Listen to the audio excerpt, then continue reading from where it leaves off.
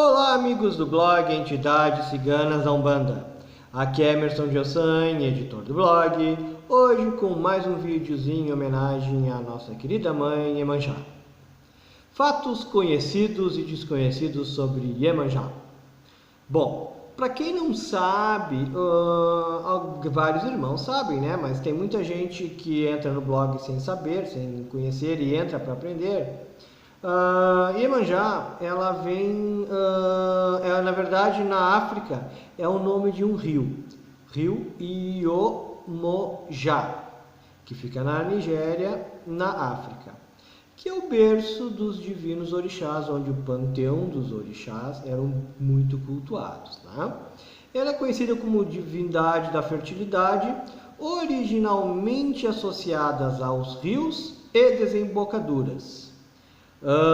Na África, Iemanjá, ou Iemonjá, né, era uma, entre aspas, deusa dos rios e as desembocaduras. Aqui para nós hoje no Brasil, rio, quem comanda é o orixá Oxum, né?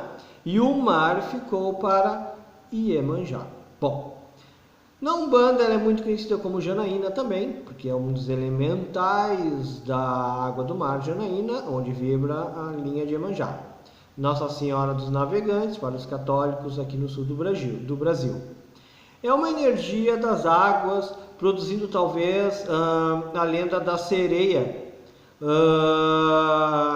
aquela sereia dos contos dos piratas, dos velejadores da época, naquela época em que tudo era puro misticismo, né? Sabe-se o quanto foi modificado seu mito, seus rituais, conforme a vinda dos escravos, mudando alguns usos e costumes. Claro que eles foram adequando os mesmos ao que se encontravam aqui no Brasil quando chegaram, pois ervas, árvores e alguns elementos que existiam na África não tinham aqui no Brasil, então utilizavam algo parecido, né?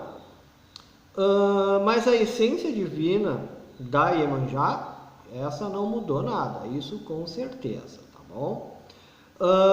Essa essência dela, do amor, essa devoção que se tem a Iemanjá, tanto que se tinha na época lá na África, olha, praticamente continuou a mesma aqui, né?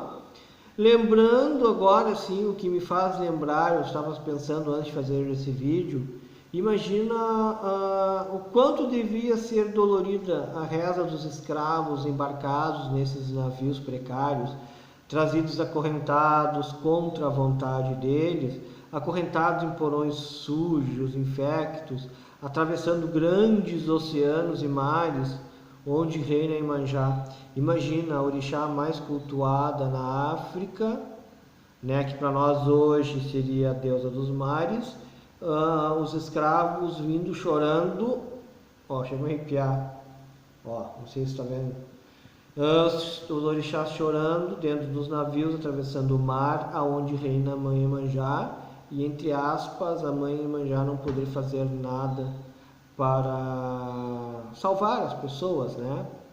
Até porque Iemanjá não teve culpa disso, porque quem escravizou estes homens foram também homens. Então não podemos culpar uma orixá pelas mazelas acontecidas e ocorridas pelos próprios homens. Eu gosto de lembrar também neste caso, lá na África, um orixá que era muito cultuado era o Oxóssi, por causa que ele trazia o alimento, né? A fartura alimentar. Para nós aqui no Batuque de Nação Odé, a caça, a fartura. E o Ogum, por incrível que pareça, ele não era tão cultuado quanto o Oxóssi. Por incrível que pareça, ele era cultuado sim, com certeza, mas não com tanta força como era.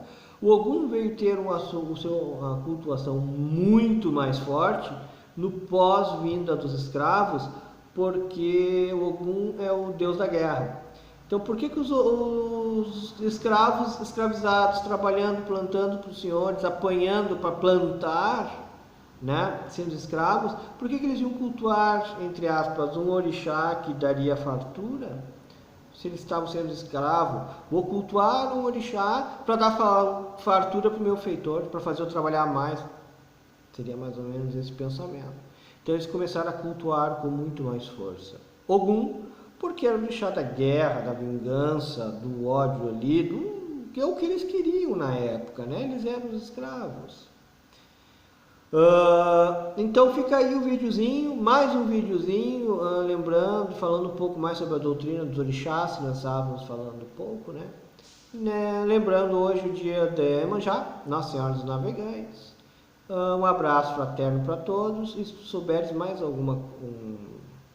algo sobre Iemanjá, sobre os escravos, sobre tudo que foi abordado nesse vídeo, deixa um comentário aí, vamos abordar, vamos começar uma conversa. Ok, meus amigos? Um abraço então para todo mundo, de Emerson de Ossanha, editor do blog Entidades Ciganas da Umbanda.